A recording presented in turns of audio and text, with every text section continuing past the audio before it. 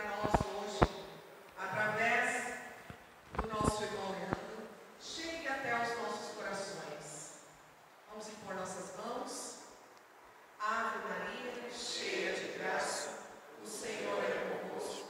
Bendita sois vós entre as mulheres, bendito é o fruto do vosso ventre, Jesus. Santa Maria, Mãe de Deus, rogai por nós, pecadores, agora e na hora de nossa morte. Amém. Obrigado. Boa noite. Bom, pois muito bem, muito obrigado ao ECC por me chamarem para trazer, vamos fazer uma pocket aula, né?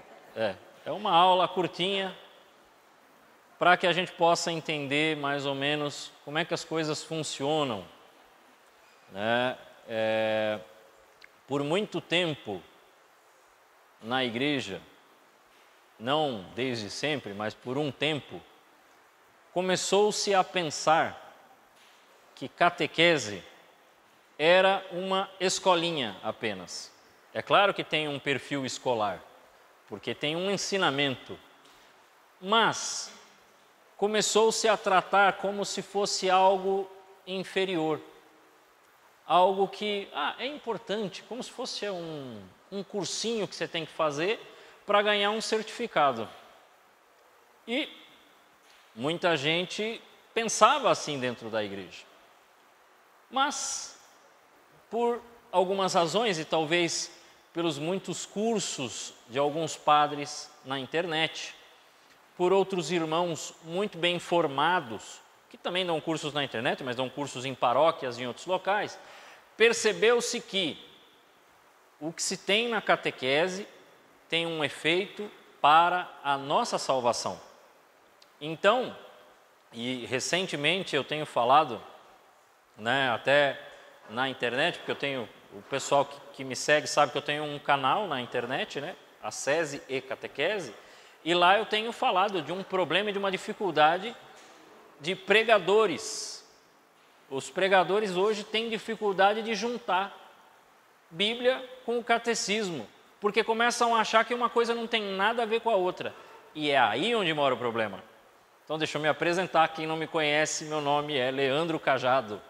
Leandro Cajado da Silva, tenho 41 anos, sou catequista aqui na paróquia de Nossa Senhora Aparecida e tenho uma turma de crisma, alguns adolescentes, aproximadamente 20, e também da iniciação cristã de adultos. E a gente vai falar de iniciação cristã. Por quê? Por que vamos falar de iniciação cristã? Porque eu preciso que o encontro de casais nos ajude. Porque tem muito casal que faz o encontro e às vezes não tem nenhum impedimento, não tem nenhum problema, mas não comunga. Por quê? Porque não está casado. Está casado no civil ou possui uma união estável, mas não celebrou o sacramento do matrimônio. E aí fala, a gente não pode comungar. Ou até existe um impedimento, mas há como resolver esse impedimento. E aí fica falando, a igreja exclui. Não é.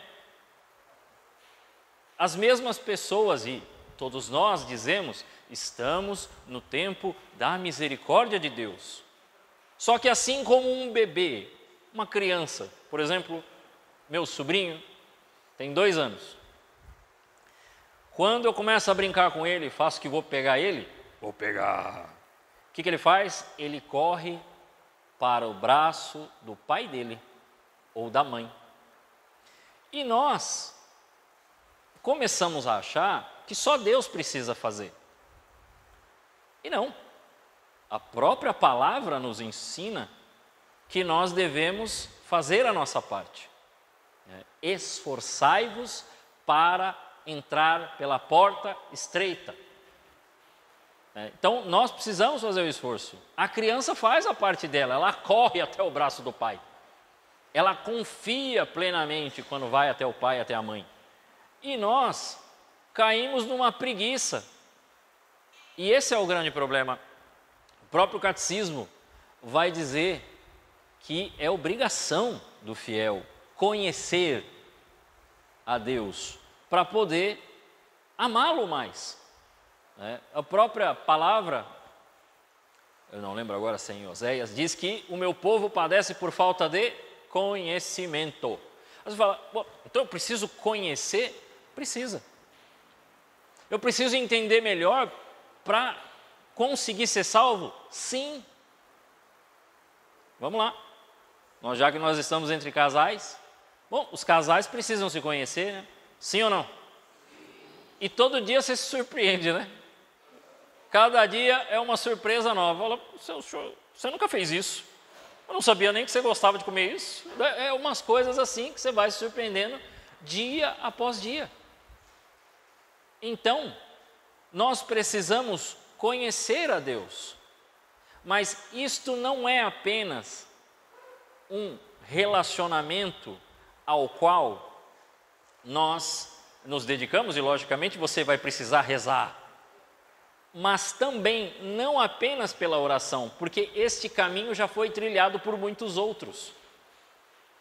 Muita gente está dando, para entrar num caminho, está dando picada no mato, com um facão, e entrando ali, e se embrenhando no perigo, e pode ter cobra, pode ter alguma coisa, pisa no barro, fica com o pé preso e se atrapalha, quando do lado tem uma estrada enorme, iluminada, muito bem traçada, que você pode caminhar tranquilamente. Mas por que tu vai querer se atrapalhar todo? Se esse caminho já está feito, se homens e mulheres já atravessaram esse caminho. Toda empresa, quando você entra numa empresa grande, numa multinacional, o pessoal vem e fala assim, vamos contar para você a história do nosso fundador, e conta a história dele e tudo mais. Nós temos esses vencedores aqui. A história dos santos, dos apóstolos, destes homens e mulheres que seguiram o nosso Senhor Jesus Cristo. E como é que a gente não segue? Como é que a gente não aprende com eles? Eu vou dar um exemplo aqui, do Evangelho de hoje. Uma coisa que se fala muito. Muita gente pensa que José se sentiu traído. Isto é impossível. Segundo Santo Tomás de Aquino, o que aconteceu é o seguinte: José, segundo a palavra, é um homem justo. Um homem justo na Bíblia, toda vez que você vê, diz um homem justo, é um homem santo. Porque é um homem que, segundo o primeiro Salmo, Salmo 1 diz que ele peca apenas 7 vezes. E não são pecados graves. São pecados veniais, imperfeições do dia a dia. Então, até um homem santo peca, ou pecou na sua vida. Alguns raros exemplos não pecaram, pouquíssimos. Tira a Nossa Senhora, tá? Porque a Nossa Senhora está acima até dos anjos, então aí a gente nem conta. é outro departamento, Maria. Maria nasceu sem pecado original, é outra ideia. Mas falando de todos os outros, um santo peca até 7 vezes por dia, dizendo que ele tem uma vida perfeita. 7. Sendo ele santo, ele já é uma pessoa sábia também. Ele atingiu uma sabedoria. O que provavelmente aconteceu, segundo Santo Tomás, e aí a tradição da igreja abraça, porque Tomás é considerado um santo doutor. Então, um santo doutor possui uma doutrina que pode ser considerada anexada à doutrina da igreja, porque ele está explicando com muito mais facilidade, de que ele olhou para Maria e não se reconheceu na missão dela, de que ele estaria abaixo, e falou, eu não sou digno de acompanhar essa mulher, e eu não posso simplesmente me afastar, porque isso a denunciaria, e aí sim, pelas pessoas não sábias, por todos os outros homens, ela seria considerada adúltera, mas não é isso. Então o que eu vou fazer? Eu vou me afastar, e aí eu serei considerado culpado. E deixarei ela cumprir a missão de Deus, porque ela foi escolhida por Deus. Ele percebeu que ela era escolhida, porque ele já conhecia ela. Eles estavam no que a gente chama, o casamento deles era diferente. Primeira parte, que a gente poderia chamar de noivado, ele estava junto com ela e estava firmado o casamento. Ah, legal. Só que o que ele tinha que fazer agora? construir a casa, preparar tudo para poder levar a mulher para casa agora. Não é assim. Então, agora ele vai preparar a casa. Com este fato ocorrido, ele falou, não, Deus a chamou para algo muito maior. Eu vou sair fora. E aí o anjo vem no sonho e fala para ele, não, José, você está dentro.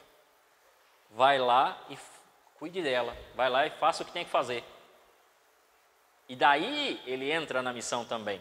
E daí ele também realmente era escolhido por Deus para ser o pai de Jesus, porque ele já era um homem verdadeiramente santo.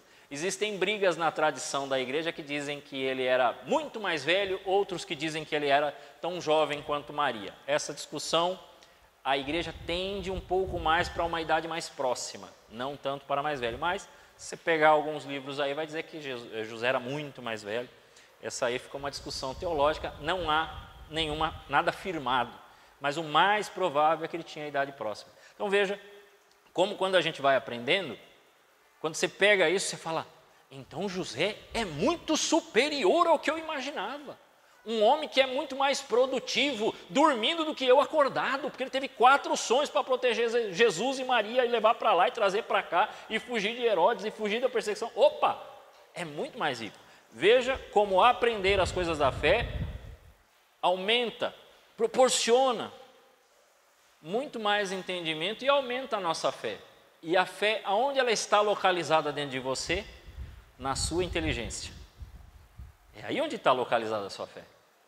Para quem não sabe, a fé se localiza exatamente onde está a sua inteligência. Então, vai dizer Santo Agostinho, quando você reza, aumenta a sua inteligência. Quanto mais você se aproxima de Deus e aumenta a sua fé, sua inteligência aumenta. Aí você vai pensando, nossa, mas que coisa. Então quer dizer que se eu começar a me afastar de Deus, eu vou emburrecer? Exatamente. Isso não significa saber mais uma ciência ou outra. Você vai emburrecer porque você vai fugir do princípio de todas as coisas. Aquele que é o início de tudo. Então, o que adianta você dizer que você sabe muito bem a ciência tal, se aquilo que proporcionou a origem de todas as coisas você está longe? Vai emburrecer. Os homens estão emburrecendo, as pessoas estão mais afastadas de Deus. Como é que a gente percebe? As próprias estatísticas mostram que o QI médio de toda a humanidade caiu. Segundo, e esse é preocupante, esse último é preocupante, o QI desta geração atual é menor que dos seus pais. E isto nunca aconteceu na história humana. Então isto é muito sério. Não sei se vocês já sabiam disso. Mas vamos lá, o negócio é falar de iniciação cristã e falarmos o que é iniciação cristã. Iniciação cristã. Aí você fala assim, mas Leandro, você é catequista da iniciação cristã? Sou. Mas não era o crisma? Tem crisma. Então por que chama iniciação cristã? Tem muito catequizando que me pergunta isso. Iniciação cristã é o que corresponde os 3 primeiros sacramentos. Não é apenas um. E veja, tem casal, tem adulto que chega lá e não é batizado. Então ele não vai receber só o crisma, ele precisa ser batizado primeiro. Certo? Então, primeiro ele vai ser batizado. Nós temos lá o sacramento do batismo. Se ele não é batizado, e alguns são batizados, mas não receberam a Eucaristia, então ele precisa também receber a Eucaristia, senão ele não vai ser crismado. Então, vamos falar de Eucaristia. E o terceiro, sim, o terceiro é o crisma. Que para os jovens, na grande maioria, pelo menos a turma que eu tenho, todos são batizados. Acho que se brincar, 1 ou 2 não recebeu a primeira comunhão. Mas todos eles eu vejo lá, estou na missa, vejo lá os crismandos já comungando. Por quê? Porque já fizeram a primeira comunhão. Então, eles comungam tranquilamente. Temos o crisma. Os adultos, muitas vezes, precisam dos 3, ou precisam dos 2, mas na maioria das vezes eles precisam acertar isso. Só que, vem uma questão para os adultos. Boa parte dos adultos chega e fala assim: ah, eu só estou numa união estável, o famoso amigado, né? Ah, estou amigado, estou morando junto. Então, ele vai precisar corrigir isso daí. Assim como se ele estiver casado apenas no civil, estamos apenas de união civil, ele precisará do sacramento do matrimônio.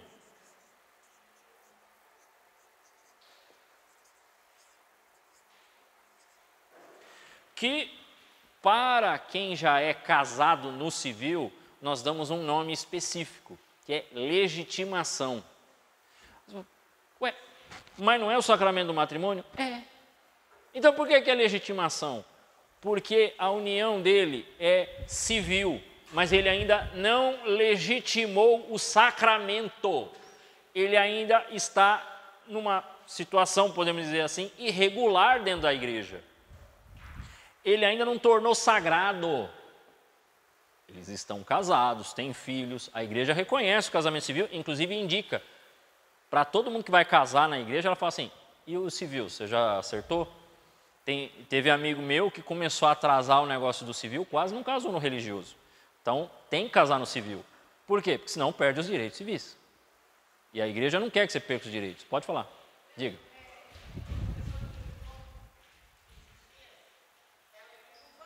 Uhum.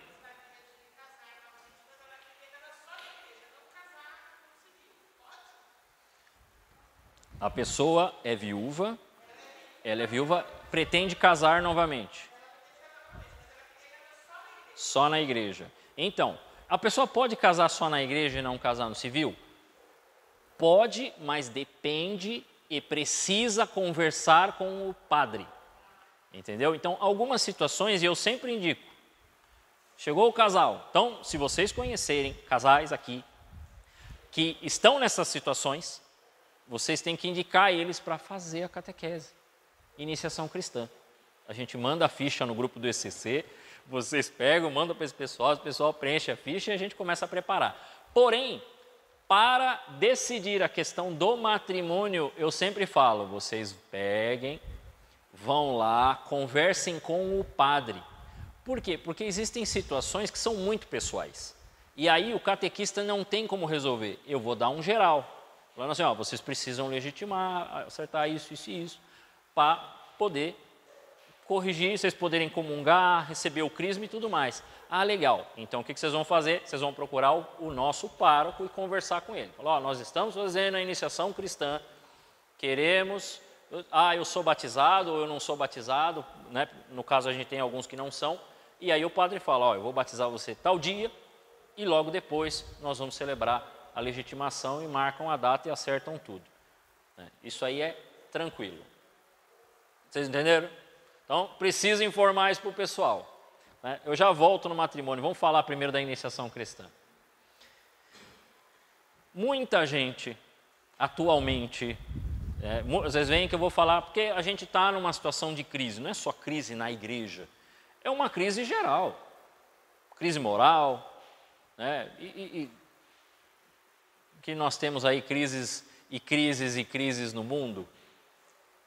Consequentemente, como a gente está dentro do mundo, a gente é atingido por ela também. Então, hoje em dia, existe também na cabeça de muita gente uma ideia de que os 7 sacramentos são só um rito de passagem, alguma coisa assim necessária. E eu vou dizer para vocês, não dá para ser salvo sem sacramento, tá? Entrou na igreja, você precisa viver a vida sacramental. É isso aqui que te aproxima de Deus. Vamos entender por quê. Vamos lá. Já que falamos de Maria, quem esteve aqui quando falei sobre Nossa Senhora, do Gênesis ao Apocalipse, a gente falou de Adão e Eva e o pecado original. O que é que o pecado original de Adão e Eva fez conosco? Retirou de nós a graça santificante. O que era essa graça santificante? Bom, Deus passeia em nosso meio sempre, diariamente. É o que a gente chama de graça atual. É a graça atual, essa ação de Deus sobre a humanidade diariamente, que ajuda você na oração, que ajuda os corações a se converterem, as pessoas a pensarem em Deus. Então Deus fala com os 8 bilhões de seres humanos da face da Terra diariamente. Se você está vivo é porque Deus sustenta essa realidade. Deus sustenta tudo. É o que a gente chama de graça atual. Mas, quando Deus fez o homem e a mulher, colocou uma semente, que nós podemos chamar de graça santificante. Por quê? Porque Deus quer ser amado livremente e Ele quer que você vá se configurando a Ele. O que a gente pode usar uma outra expressão para configurar-se a Ele? Amá-lo cada vez mais, mas com a liberdade. Porque se Deus aparecesse face a face na nossa frente, não teria como, gente. Nós íamos amá-lo imediatamente. Se Deus aparecesse aqui, pum, apareceu. Nós íamos amá-lo. Não haveria liberdade. Por quê? É natural do ser humano procurar aquilo que é belo, aquilo que atrai o coração. A primeira fase do amor é a atração. De algum modo, você se atraiu pela sua esposa, você se atraiu pelo seu marido. Essa é a primeira parte do amor, é o amor de atração. Então, seria uma atração tão grande, tão forte, tão bela, tão suprema, que você não conseguiria deixar de amá-lo verdadeiramente. Então, o que Deus faz? Opa, quero ser amado livremente. Foi a prova aos homens. Os homens caíram no pecado. Quer dizer, quiseram ser Deus sem Deus, pois seriam divinizados, podemos usar essa termo, santificados, é a mesma ideia. Seríamos divinizados, santificados pelos méritos de Deus, mas o homem quis ser Deus sozinho. Esse é o pecado original. Tinha gente que dizia que o pecado original era um pecado sexual, alguma coisa, nada a ver. O pecado original não é isso, não é nada disso. Então, o homem cai no pecado e perde essa graça, além de ter perdido outras graças e outras qualidades físicas que nós perdemos e ainda não recuperamos. As qualidades físicas que nós tínhamos antes do pecado original, nós só recuperaremos após a ressurreição dos mortos, que aí vem depois do juízo final, ok? Que aí os mortos ressuscitarão para a alma ser julgada, a alma e o corpo aí sim ser julgado junto. Mas, por enquanto, é só a alma que vai receber uma graça especial. E qual é? A salvação de nosso Senhor Jesus Cristo. Quando Jesus vem à terra e nos salva através da sua cruz, é na cruz que a gente é salvo. Né? Porque tem gente que às vezes pensa, é a ressurreição. Não, a ressurreição é a confirmação. Na cruz que nós somos salvos. A gente não canta isso, vitória, tu reinarás, ó cruz, tu nos salvarás. Então, às vezes, a gente canta e não percebe a beleza, né? Igual a música do oratório aqui. Deus encontrou sua morada aqui em Maria, né? Então, nós precisamos também fazer morada junto dela. Ó que música simplesinha e bonita. A riqueza de algumas músicas, né? Então, na salvação da cruz, se abre novamente o céu para nós. Jesus vai, já que o céu estava fechado por causa do pecado, todo mundo estava manchado pelo pecado original.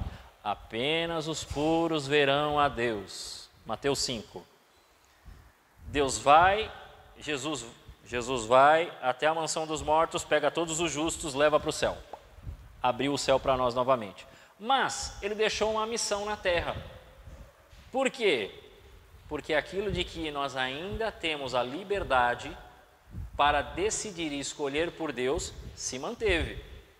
Então, Jesus não fez assim, salvou pela cruz, está todo mundo salvo, pop. Não foi uma coisa instantânea, não foi uma coisa rapidinha, resolveu, né? Estalou os dedos, resolveu. Não, o céu se abriu para nós, mas agora nós teremos que fazer a nossa parte, ir até Ele. Por isso que Ele foi lá, escolheu 12 homens, e falou, ide por todo mundo e ensinai, e batizai em nome do Pai, e do Filho, e do Espírito Santo. Quem crer e for batizado será salvo, quem não crer será condenado. É isso? Então, o batismo é necessário para todos os seres humanos para a salvação. Ah, Leandro, e aquele que nem vai conhecer, e aquele que nem acredita, e aquele que é ateu? Calma, depois eu falo, depois eu explico isso. Porque existe uma chance para este, tá? Mas é aqui onde a gente usa aquele termo, fora da igreja não há salvação. Por causa do batismo, porque Jesus mandou batizar. E é com o batismo que retorna para dentro de você a graça santificante. Pronto, agora é possível se santificar, se configurar novamente, ficar cheio do Espírito Santo e ir para o céu. Agora sim. Agora é possível. Totalmente. A diferença é que Nossa Senhora não nasceu com o pecado original. Como ela não tinha o pecado original, ela já estava na graça santificante. E aí, quando ela vai dar o sim para Deus, com o chamado do anjo, ela está no mesmo status de igualdade de Eva. Vocês veem? Isso aqui é o que eu explico na catequese, com muito mais devagar. Ó, Karina está aqui para não explicar essas coisas. Né? Aqui é resumidão, resumão. Então, é daí que surge o batismo. E a Eucaristia? A Eucaristia a gente pode chamar de segundo sacramento ou o crisma, que tem um outro nome. Alguém aqui sabe o outro nome do crisma? Que seria o nome correto. Confirmação. Confirmação. O crisma, ele também tem um nome, e o nome mais utilizado pela igreja, você vê os padres ensinando, eles vão dar o nome de confirmação. O que é confirmação? É a confirmação de Deus na sua alma. Não é que você agora decide, agora eu decidi, quero ser católico. Não. É Deus que está confirmando a graça dele em você. Então ele está aumentando essa graça. Entendeu? Porque senão a gente começa a achar, não, é aqui a minha escolha. Não, você já foi escolhido, filho. Você já está nele. Que bom que você está dando o mesmo sim que os seus padrinhos deram quando você era pequeno e foi batizado. Os dois configuram caráter. Ou seja, eles vão dando a você esta personalidade cristã. Só tem mais um sacramento que dá caráter, que é a ordem. O sacramento da ordem é o outro que dá esse caráter, que dá esta personalidade. Aí os outros? Bom, a Eucaristia, como nós participamos, a Eucaristia é o maior sacramento que a gente tem. Por quê? Veja, a Eucaristia não é apenas a graça de Deus passando, e esse apenas é muito, hein? Não é apenas a graça de Deus em nosso meio, é o próprio Jesus que vem em corpo, sangue, alma e divindade. Então ele também na sua humanidade está no pão e no vinho. E depois da consagração não é mais pão, não é mais vinho. A espécie de pão, a espécie de vinho permanece. Por dentro a substância está alterada, não é mais. É outra coisa. Agora é nosso Senhor Jesus Cristo. Isso é Eucaristia. Você vê a diferença? É por isso que como eu acho, isso é uma coisa, eu acho que a gente vem rezando um pouquinho mais, sabe assim, acho que aumentou 2% na igreja. Acho que a gente aumentou aí nos últimos meses, principalmente depois que o Papa falou na JMJ a seguinte palavra: parem de rezar como papagaio e comecem a fazer adoração ao Santíssimo Sacramento. E logo depois ele disse: a igreja é para acolher todo mundo, mas o céu é só para os santos.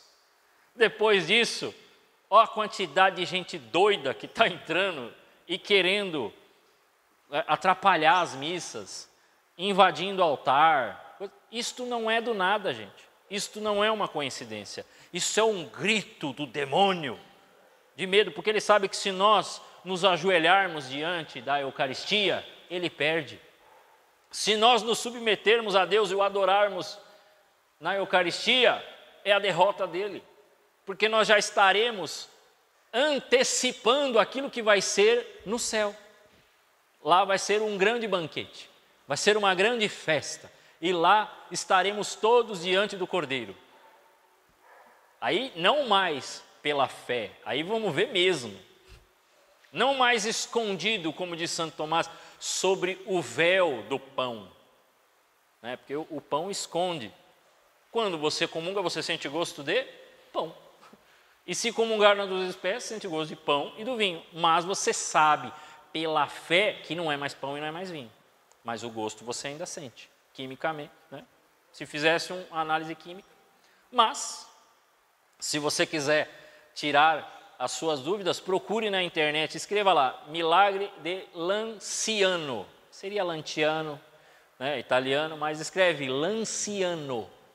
E veja lá, uma Eucaristia que está completamente em sangue, aí tem um pedaço de carne, e o vinho não é mais vinho, realmente é sangue, e foi feito exame, né? E descobriu-se que a carne que ali ficou pertence ao tecido do miocárdio. E o sangue é sangue AB. AB está muito em judeu. Olha só. Jesus era judeu, né, a princípio. Veja, então é isso que a gente prepara: batismo, Eucaristia e crisma. O que é o crisma então, gente? Se no batismo eu recebi o Espírito Santo e me tornei filho de Deus, filho adotivo de Deus, agora eu posso dizer Abba, ó Pai, né? Nós nos tornamos filhos no Filho. A gente não vira filho, né? Porque filho mesmo é só Jesus, que é de mesma natureza. Mas como nós somos seres humanos, nós não somos deuses, a gente se torna filho no Filho. Por isso que a gente vira membro da igreja, porque Jesus é a cabeça do corpo. Vocês veem como uma coisa tem ligação com a outra? Aquele creio que a gente reza, está tudo ligado com a Sagrada Escritura, não tem separação. E aqui, quando a gente vai para o crisma, que é a confirmação do batismo, e que Deus confirma em nós o seu Espírito, o que a gente recebe? Se aqui a gente recebeu fé, esperança e caridade, ou chamada virtudes teologais no batismo, aqui no crisma a gente recebe os 7 dons do Espírito Santo. Aqueles que estão mencionados eu espero não errar aqui a passagem. Vamos lá, Ezequiel 37, 36, acho que é isso. Que ele vai falar daquele que virá e vai começar a dizer que virá com o espírito de temor. Só não fala do espírito de piedade. Mas o espírito de piedade, a igreja entendeu que estava junto do espírito de temor. Um e outro. Porque um torna a nossa alma, o que é o temor? Quando fala do temor de Deus, não é medo, mas é aquele medo de perder Deus. Então, quando eu quero estar bem com a pessoa, é aniversário da sua esposa, é dia das mães, vai lá, faz o quê? Café da manhã, põe na mesinha, traz, né? O que é isso? Você quer agradar, você não quer desagradar, você quer estar perto, você quer fazer demonstrações de amor, é esse temor que se fala. Eu lembro de ouvir uma vez, os teólogos às vezes é meio doido, ai não tem que ter medo de Deus. Não, é medo de perdê-lo, é medo de não estar com Ele, é medo de, não, pô, eu quero estar com Ele, não quero enfrentar a ira de Deus no fim. É essa. E a piedade é aquela que vai tornando a nossa alma mais próxima do Pai. Então, é disso que a gente precisa. 7 dons do Espírito Santo recebemos no crisma. O que são esses 7 dons? Quem tinha esses 7 dons em plenitude? Nosso Senhor Jesus Cristo. E por nós recebermos no crisma, o que o crisma vai fazendo a nós é realmente nos configurando e nos tornando realmente Cristos para o mundo. Olha que beleza. Então pensa assim, você batizado, crescendo na fé, crescendo na esperança, crescendo na caridade, recebe os 7 dons do Espírito Santo, começa a comungar. Quando você comunga, se você estiver em pecado grave, vá se confessar. Não se pode comungar em pecado grave. É por isso que existem esses impedimentos. Por isso que em certas situações a gente não comunga. Se eu estiver em pecado grave, se eu ainda preciso corrigir a situação matrimonial. Mas por que, Leandro? Amo tanto minha família, amo tanto as pessoas e eu creio em Deus. Sim, mas Quando você casou, você pensou em você, na sua esposa, nos seus filhos, na sua história, nas suas finanças. Você não pensou em Deus. Então agora você vai fazer este trabalho e colocar Deus em primeiro lugar. Porque naquele momento você não colocou Deus em primeiro lugar. Não é que, não vale nada meu casamento. Não, nada disso, para com essa bobagem. Mas agora você vai tornar esse negócio sagrado. Porque isto aqui é uma vocação. Matrimônio é a mesma coisa que a ordem, só que para uma missão diferente. O padre, na ordem, ele precisa criar filhos espirituais. E os casais precisam trazer filhos para o mundo. Para que eles santifiquem o mundo e a família possa ir para o céu. É para isso que você casa. É isso. Qual vai ser o estado de vida? Aí é você que escolhe. Vocês casaram, por isso vocês estão aqui no ECC. Então, qual que é a missão do casal? É levar a esposa para o céu. E os filhos, instruí-los na fé. Por isso que você batiza quando criança. Nossa, mas o certo não deveria que ele ficasse consciente para batizá-lo? Não. Você alimenta o seu filho, você só vai alimentar o seu filho quando ele for consciente? Você só vai dar banho nele? Não vou dar banho no meu filho. Por quê? Não, deixa ele ter certeza de que banho é bom. Aí, os meninos não iam tomar banho nunca. Porque, mamães, vocês sabem disso. Eu sou homem. Eu já tive 7, 8 anos de idade. Nós demora para pegar a virtude do banho, não demora. Os meninos, nossa, você está na casa da avó, você fala para a avó, tomei banho na mãe. A mãe te pega, você fala, tomei banho na avó, e não toma. Você passa uns 2 dias ali, só dando balão em todo mundo. Não é? Até o menino pegar a virtude, as meninas não, as meninas é mais rápido, mas os meninos, nossa, até pegar a virtude do banho, demora. É difícil. Os meninos sabem disso. Né? Mas, o que acontece? Você batiza e depois você faz o filho pegar amor por Deus. Precisa ensinar o que eu estou ensinando aqui para vocês? Ainda não, ele ainda é novinho, é um bebê, tem 1 aninho, 2 aninhos, o que você faz? Você reza junto com ele. Vamos rezar, vamos falar com o Papai do Céu. Eu vejo meu sobrinho, o sinal da cruz dele é a coisa mais engraçada, né? Mas ele olha para a minha cara, ele chega, a primeira coisa que ele me vê, ele já pega na minha mão, me leva lá, porque eu tenho, no quarto eu tenho crucifixo, imagem de São José, São Francisco, Nossa Senhora. Aí ele já faz assim, para fazer o em nome do Pai, né? Aí faz pá, aí a gente fala do Filho, aí ele põe a mão aqui e dá 2 tapinhas no peito, né? O Espírito Santo dele é 2 tapinhas. Mas ele está ali, e aí a minha irmã coloca, mãezinha do céu, aí ele pega, fica mamã, porque ele está ali indo para o lúdico. É lógico que a princípio ele não vai entender, mas vai rezando, reza junto, fala, vamos rezar com o papai, Pai Nosso, ensina o Pai Nosso, ensina a Ave Maria, para não chegar que nem umas mães aí que veio reclamar com um catequista, não comigo, porque eu não dou catequese para criança, mas chegou catequista reclamando com o padre Eduardo, e para minha coordenadora Fernanda, estou revoltada. Por quê, mãe? Não é possível. 3 meses meu filho aqui não sabe rezar ainda o Pai Nosso e a Ave Maria. Oi? Isso é obrigação sua. Primeiro, olha, eu vou até antes de Padre Eduardo aqui. Padre José Maria, quando dava o batizado, ele falava, vocês precisam entender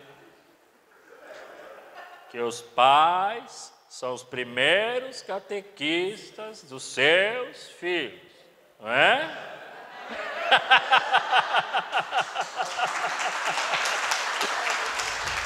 Ele falava isso, pô. Se não tiver igreja doméstica, não adianta a igreja aqui. Porque o primeiro templo precisa ser a casa. Então é isso. Aí, algumas pessoas vão falar, legal, Leandro, então precisa fazer esse caminho aqui para poder ficar ok no matrimônio. Por isso que eu preciso da ajuda de vocês para avisar casais que estão no ECC e estão lá, ai, não sei, peça para vir, fazer a ficha e já conversar com o padre. Não precisa esperar começar a catequese, já converse com o padre. O padre atende de sábado aqui, 9h30 da manhã, não só confissão, mas também os casais para essa situação.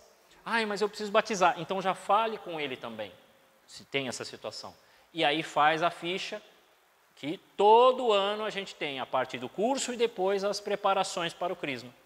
A turma agora são uma turma grande, uma turma de aproximadamente 37, 38 pessoas, então é uma turma grande, né, de catequese. Eu acho que é a maior turma que eu já tive. E estamos nos preparando para finalizar a parte do curso. No ano que vem, nós vamos fazer os ensaios. Aqueles que não são batizados e são solteiros vão fazer o que a gente chama de rito da iniciação cristã de adultos nas missas, porque os casados que não são batizados, eles já precisam legitimar para poder receber o crisma. Então, eles já recebem o batismo antes. Mas os solteiros a gente coloca para, em missa, eles serem apresentados para a comunidade, fazem toda a preparação, aí tem uma missa para eles serem batizados, depois recebem o crisma todo mundo junto. Então, o ano que vem é um ano de preparação para eles. Essa turma vai começar o ano de preparação, só que em fevereiro o que a gente faz? Já começa uma turma nova com curso. Então, a gente vai fazendo isso para todo ano, ter turma nova e uma turma recebendo o crisma. Uma turma nova tendo curso e uma turma nova recebendo o crisma. Então, iniciação cristã tem essas duas dimensões, a recepção dos sacramentos e o curso catequético.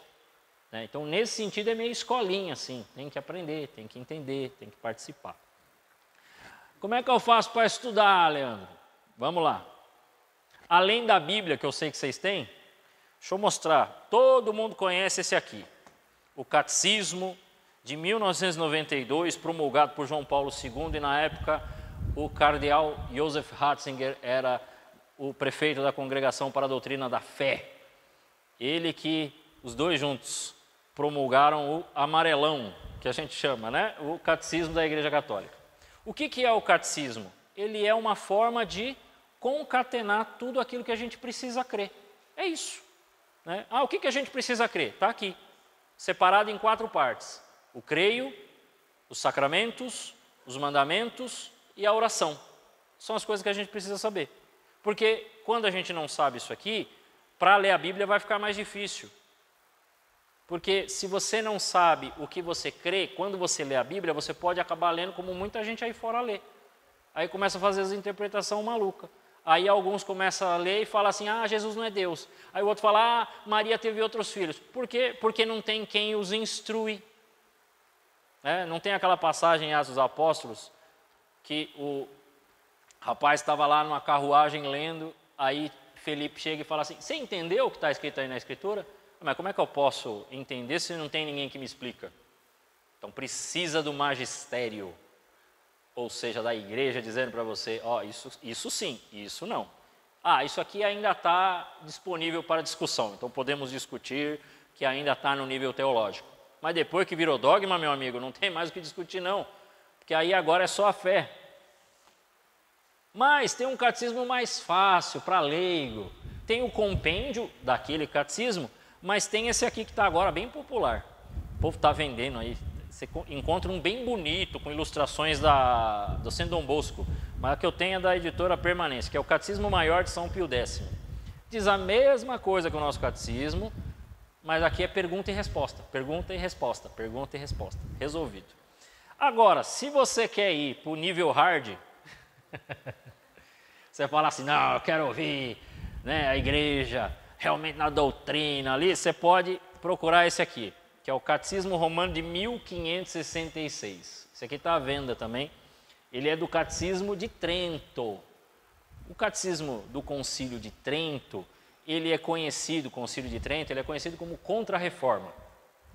Então, a partir daqui, a igreja fez aquela revisão para responder às oposições do protestantismo.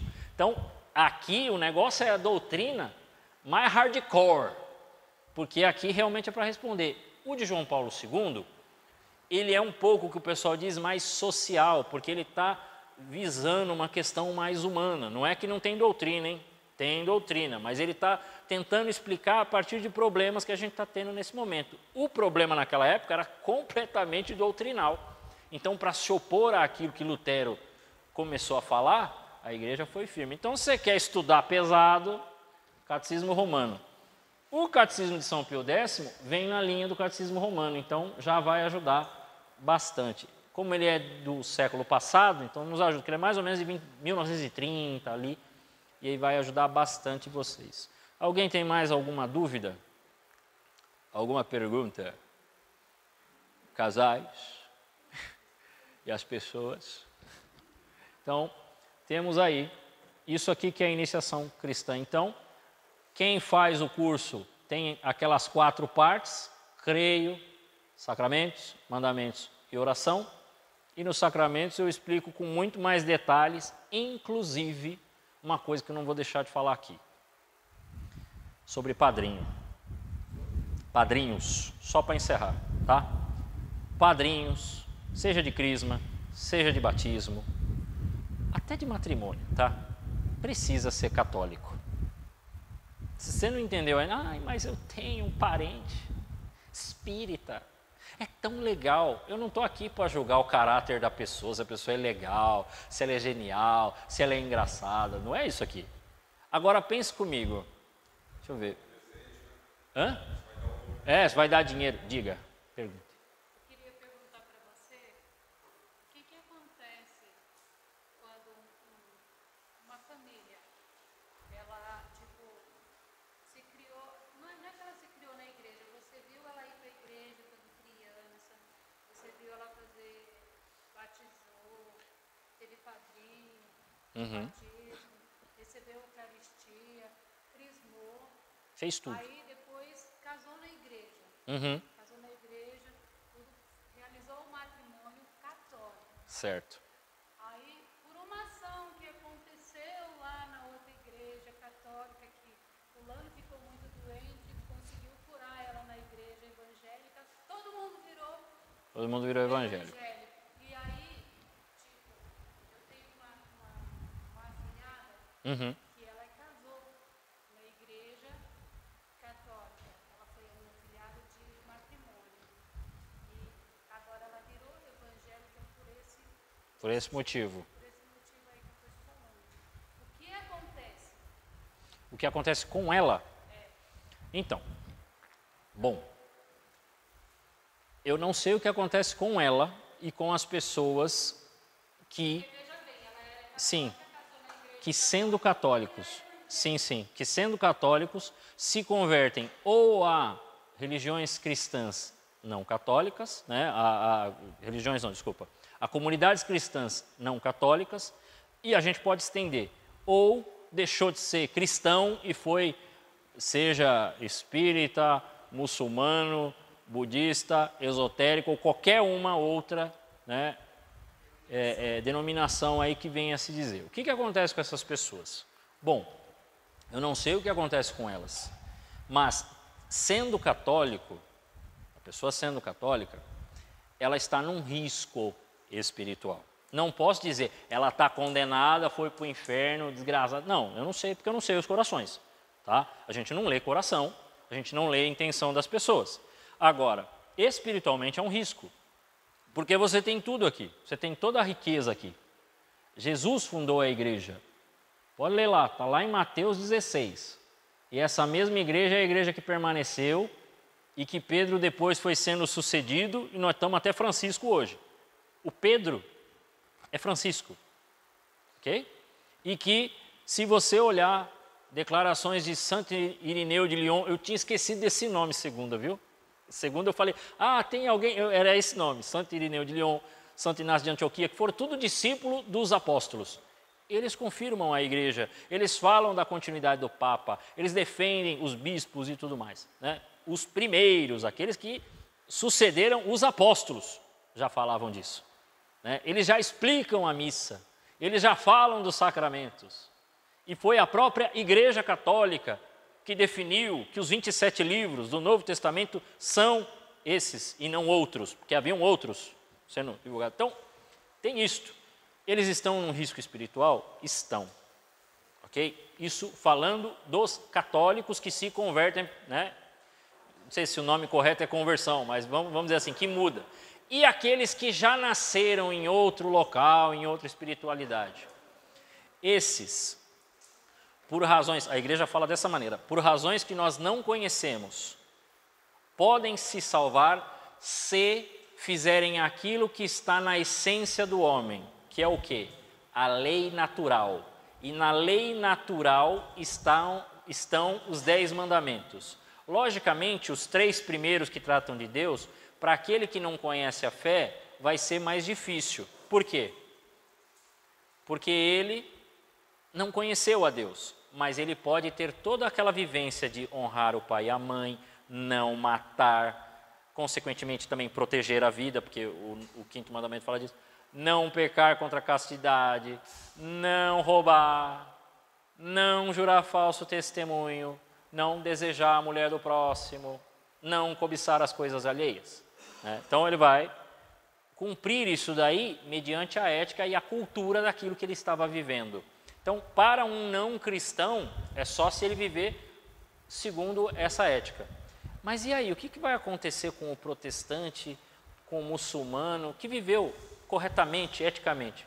Quando ele morrer, no juízo particular, Jesus vai perguntar para ele se ele crê nele e vai batizá-lo na igreja, porque ele é a cabeça da igreja, então ele será batizado na igreja e receberá a comunhão para se salvar.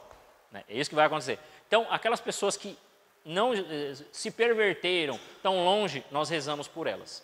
Nós temos a esperança que Deus vai trazê-los. E crendo que eles foram assim iludidos, foram enganados, ludibriados, que o 8º sacramento, a ignorância completa, os salve. Então a gente reza por eles, não tem muito mais o que fazer. Diga. Mais alguma pergunta? Eita! Pode falar, Paulinho. Na mesma linha dela. Uhum. Porque assim, quer dizer, você falou, o padrinho, seja ele de batismo, crisma ou até mesmo do matrimônio, né? De preferência católica. Sim. De preferência.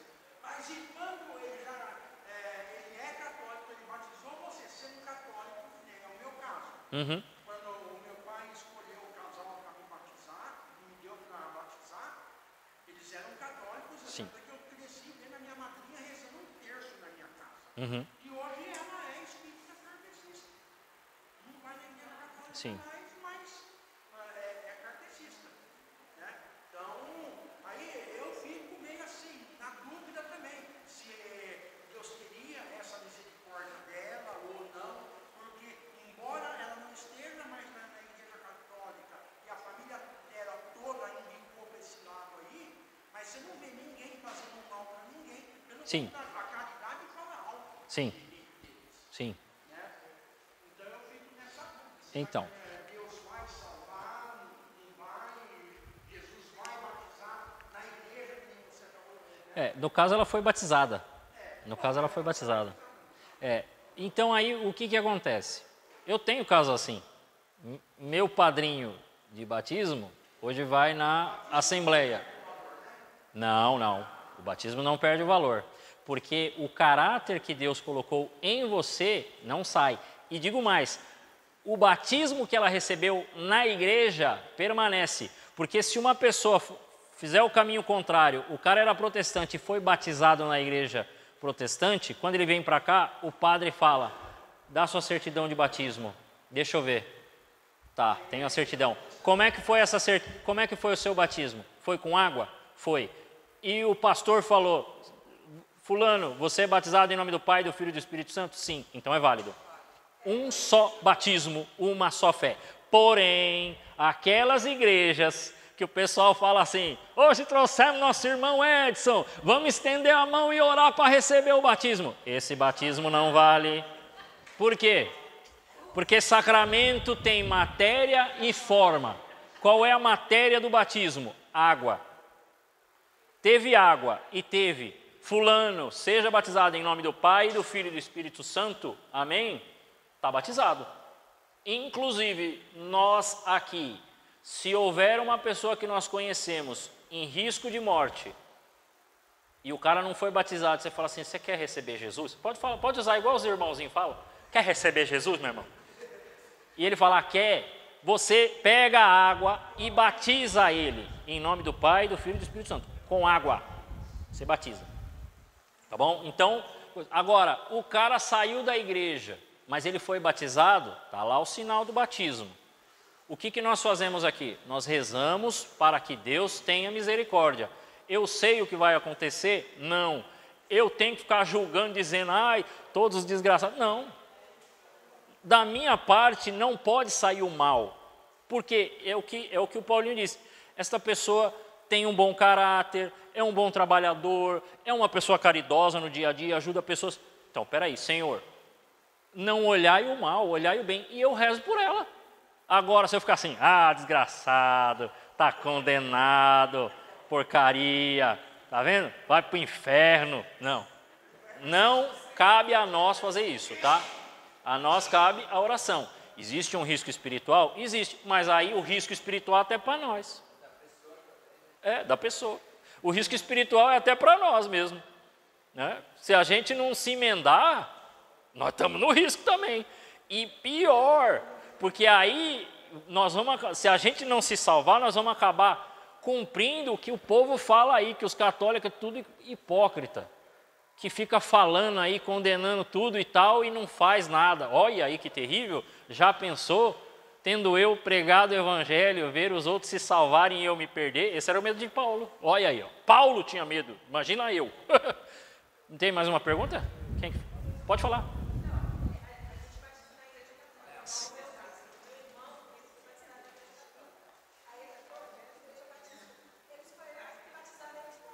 Então, eles batizam de novo, mas esse batismo não vale nada, porque ele já era batizado, ele já tinha ali o sinal. Não.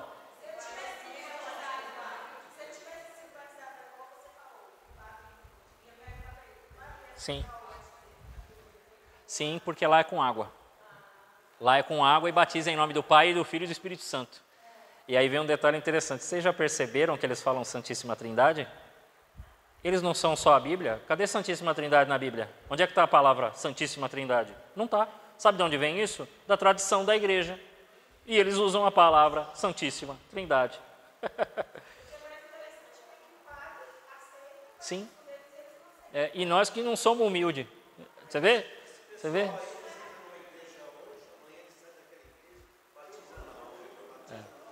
Não. Mas sabe por quê? Eu tenho que encerrar, porque eu sei que já passou do horário, mas assim, e eu sei que vocês estão agora empolgados, mas assim, por que o pessoal rebatiza? Isso é um absurdo. A gente explicou que tem caráter. Por que vamos dizer rebatiza? Porque para eles, batizar é apenas uma confirmação de confissão. Então, eu estou abraçando uma confissão batista. Eu estou abraçando a confissão da Assembleia. É uma confissão de fé só. Eu estou consciente, então eu quero receber Jesus. Aí ele vai lá e é batizado. Aqui não é isso. Eles falam profissão, que a gente usa o termo profissão e a gente fala no que a gente crê. Quando a gente fala, eu fiz a profissão de fé, fui batizado. E eu digo o que eu creio. Creio em Deus Pai, Todo-Poderoso, Criador do céu e da terra. E em Jesus. É isso que a gente faz. Um só batismo para a remissão dos pecados, né? E que o próprio Jesus falou em João 20, 23. Falou para os apóstolos: a quem vocês perdoarem os pecados serão perdoados. A confissão aí. Como assim confissão não está na Bíblia? Tá. Então está tudo lá. Para os catequizandos eu dou as passagens. Faça o curso. Estou vendendo aqui. Estou vendendo o curso, quase, né? Quase. Minha irmã é da igreja presbiteriana. Certo. Então, só que o que acontece? Vamos supor assim, eu comecei a ir na igreja presbiteriana onde ela vai. Mas não vou só aqui, não. Mas vamos supor, a igreja católica, quando está na igreja presbiteriana. Se eu chegar no pastor, conversar com o pastor, explicar a situação, assim, que isso eu vi que eu já vi acontecer lá. A pessoa já é batizada na igreja católica, eles não batizam lá. Ele faz a profissão de fé, eles faz a profissão de fé aqui. Que legal. Nós vamos É porque... Você já foi batizado, batismo só. Sim. É porque algumas das denominações presbiterianas, não todas, porque tem independente, renovada, não sei o quê, mas uma parte dela mais tradicional, ela tem boa comunicação com a Igreja Católica. Então, ela também vai na ideia de Efésios capítulo 4. Então, por isso. Né? Mas o que é esse negócio de profissão de fé? E por que eu falei que só tem que ter, o padrinho precisa ser católico? Deixa eu pegar um exemplo aqui. Você gosta de futebol, Edson? Para que time você torce? Para que time você torce? Pode falar. Não, você torce para o Corinthians. Ok. Vou explicar o que é ter um padrinho não católico. Ele torce para o Corinthians. Aí ele pega e fala para mim assim, leva meu filho para o estádio. Para onde eu vou levar ele? Para o Allianz Parque. Ele vai continuar corintiano? Jamais. Porque ele vai ficar indo comigo no Allianz Parque e vendo os caras levanta a taça. Ele vai lá no Itaquerão, só vê o time perdendo e passando mal. E bola na trave, bola na trave, bola na trave, bola... Tem que falar 6 vezes, né? Bola na trave. O padrinho da minha filha, ele é corintiano. E eu sou o padrinho do filho dele e eu sou corintiano. Então é tudo corintiano. Então, tá vendo? Agora, o que acontece? Como é que o padrinho vai ensinar a fé? Como é que o padrinho vai testemunhar a fé se ele não crê? Se ele já não está dando profissão de fé, como é que ele vai ajudar? Não vai. Ele pode ser bom, pode dar um presente, pode dar... Diga. Eu ia perguntar, o que acontece com uma pessoa quando ela cresceu, morreu, não se batizou, não crismou, não recebeu Eucaristia, nada? Sim. Outra coisa, peraí. Eu fui batizada, a minha madrinha, ela casou na igreja Santa Rita, só que ela não ia para a igreja, não fazia nada. Aí ia também no centro de macumba e tudo mais, entendeu? Então. Nunca me ensinei um negócio Uhum. de igreja, nada, mas eu vim para a igreja de lá para cá, porque eu via sempre a minha avó rezar o terço, e eu imaginei, bom, é essa a igreja que eu tenho que ser. Uhum. Dela não sai. Então eu tive isso de criança até hoje, entendeu? Só que, era uma madrinha assim que ela... Sim. Então, vamos lá. Primeiro caso, uma pessoa que nasceu, cresceu e morreu e nunca foi cristão. É o que eu comentei de pessoas que participaram de outras igrejas. Se ele não conheceu, e aí a gente pode dizer assim, não conheceu no sentido, ele sabia que existia igreja, mas nunca foi atrás. Culturalmente ele não conheceu Jesus. O que é que pode salvá-lo? O que a gente chama de lei natural, que é uma ética interior, porque Deus colocou dentro de nós os 10 mandamentos. Se eu perguntar assim, ó, todo mundo nasceu com pai e mãe, e naturalmente a pessoa adquire um afeto e percebe que precisa cuidar do pai e da mãe, porque no futuro eles vão primeiro precisa amá-los e depois cuidar deles, porque primeiro ele é cuidado e depois em gratidão ele cuida. Ninguém quer morrer, todo mundo foge da morte. As pessoas não querem ser enganadas, então a mentira realmente é um problema para nós. Ninguém quer ser enganado, ninguém quer ser roubado. Então veja como essas coisas estão dentro de nós. E aí a pessoa seguindo esta lei natural e não fazendo aos outros o que ela não gostaria que fizesse com ela, que hoje até isso já está começando a ficar difícil, pode ser que ela se salve. O que cabe a nós? A esperança em Deus e rezar pela alma. Reze pela alma daquele que morreu. E de uma pessoa que católico, mas não participa, aí nós temos que rezar mais. Por quê? Porque a pessoa está em pecado grave, porque ela deixou de amar a Deus. Né? Não conhecia, então esse eu não posso... Mas aquele que já estava, se afastou, a gente precisa rezar pela alma da pessoa, precisa rezar pela conversão da pessoa, precisa trabalhar. Alguém tem mais alguma pergunta? Porque realmente já estouramos o tempo. Precisa parar. Tá bom. Só para encerrar, tem algumas pessoas casadas que estão crismadas e tudo mais, porém estão no que a gente chama de segunda união. Se separaram e estão casadas com outra pessoa e até fizeram o ECC. Mas na época casaram e não sabiam. Falaram, casei na igreja, mas nem sabia que tinha algum problema e agora não posso comungar e tudo mais. Falem para essas pessoas procurarem o padre. Por quê? Porque pode ser que o caso da pessoa nem seja tão complicado e dê para entrar com um processo de nulidade matrimonial. O processo de nulidade matrimonial é um processo de um tribunal mesmo. A pessoa vai passar num tribunal eclesiástico e vai se analisar esse casamento que a pessoa teve. Às vezes os dois foram casados na igreja, não sabia, hoje estão juntos.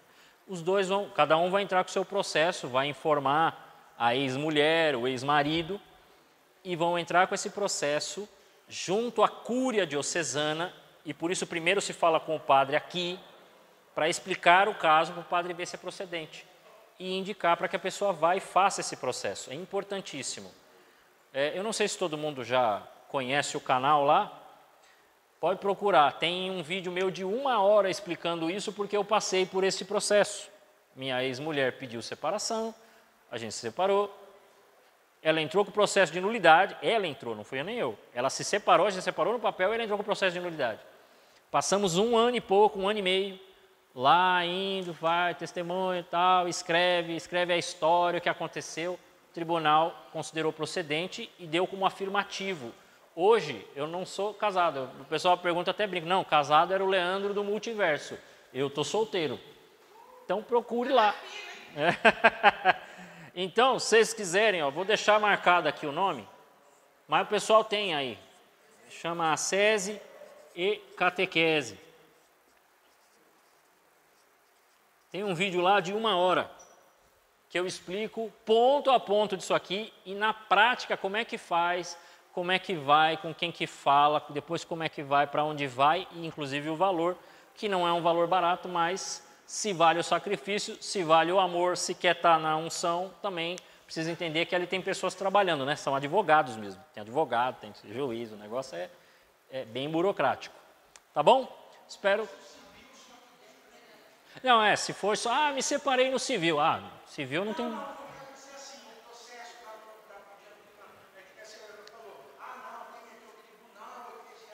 Uhum. Sim. Inclusive... Sim. E, por exemplo, o padre Marcos Funchal é o presidente do tribunal. Ele que é o juiz principal lá. São 3 juízes para votar, o negócio é bem complicado. Vamos lá? Podemos encerrar? Então, muito obrigado, pessoal. Até mais.